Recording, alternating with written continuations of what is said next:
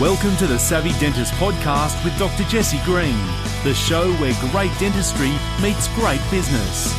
Listen in each week as we bring you an inspiring person who will share their story, ideas and business techniques to help you create a practice and a life you love. And now introducing your host, Dr. Jesse Green.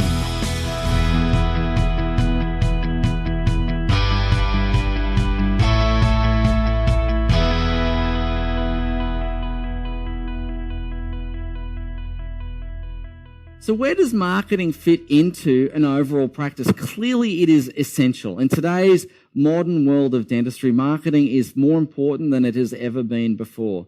Yet, it is not the only thing that goes into making up a successful practice. I speak to so many dentists and they all say to me, my life would be complete if you just gave me more patients. Okay. And I understand where they're coming from because they've obviously got holes in their appointment books, and I understand the stresses and strains that brings.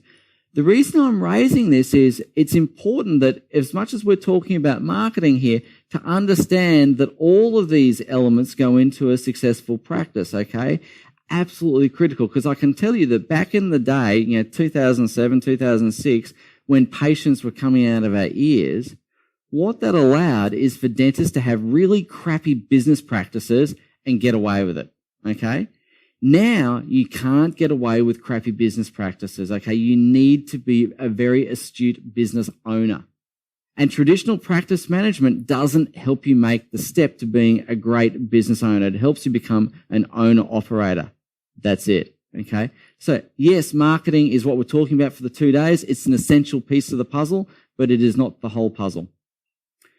One of the things I want to talk to you about before we get into it is, again, talking to dentists when I say, if only I had more patients, my life would be perfect. I also hear a lot of dentists, and I'm thinking of a particular guy I know in Canberra who says, I just want to see patients. I don't want to think about my business. I just want to do my dentistry and focus on my margins and my crown preps and in fact, he does a lot of CEREC stuff. So he loves to sit driving his CEREC machine, which is absolutely cool. And I get that because I'm a dentist too. I love the craftsmanship that comes with being a dentist and doing great clinical work. Okay, we all get that. Okay, I'm just going to say this really directly, really bluntly. It is up to you as practice owners to take responsibility for your own patient flow. Period. Okay, no one else is going to be more interested in your business than you. Okay. So if you haven't got the patient flow that you want, my challenge to you is to become interested in marketing and take responsibility for your patient flow. When times are good, dentists tend to get lazy, okay? So again, going back to 2006, 2007, which doesn't seem that long ago in one way, but it seems like a lifetime ago in another way. It was really easy, and it was a bit of an easy come, easy go kind of attitude that many dentists had with respect to their patient flow, particularly around patient retention. Okay, so-and-so left, don't worry, there'll be another 2 that come through the door tomorrow. Not so anymore, okay? I'm also going to challenge you that if you're engaged in preferred provider schemes or government schemes and all those, they are absolutely a great source of patients, but don't become reliant on them, okay? All right. The other thing I want to talk about is that the marketing foundations are critical. If you don't get the foundations in place, it's like building your house on shifting sands. It's going to fall over. So today and tomorrow there's a lot of high level strategic thinking. Most people dive straight to building the house without looking at the foundations and then wonder why their marketing isn't giving them the return that they want.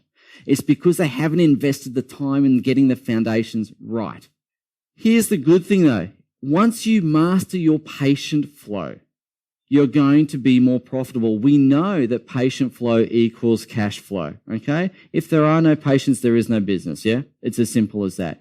So mastering patient flow, not only are you going to have more money coming through the door, you're going to have a lot more time to enjoy yourself and a whole lot less stress, okay?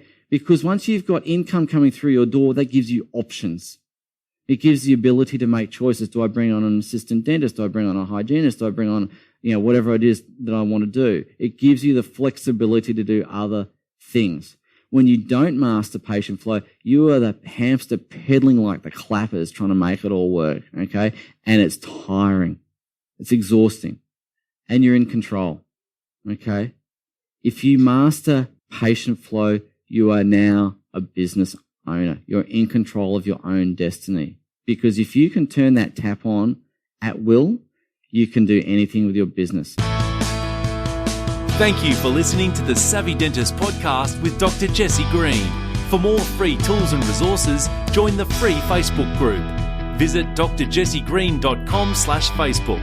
And for more episodes, visit drjessegreen.com/savvydentist.